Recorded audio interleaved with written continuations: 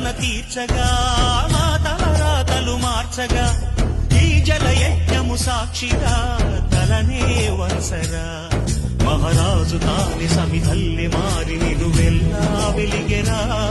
భోగాన్ని విడిచి త్యాగాన్ని వలచి తాపసిగా నిలిచెరా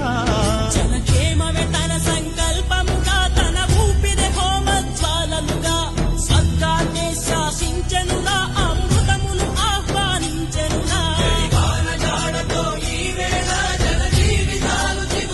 ఆశలు ఇక లేరని ఆకాశానికి చెప్పని ఈ రక్తాక్షర లేఖని ఇప్పుడే పంపని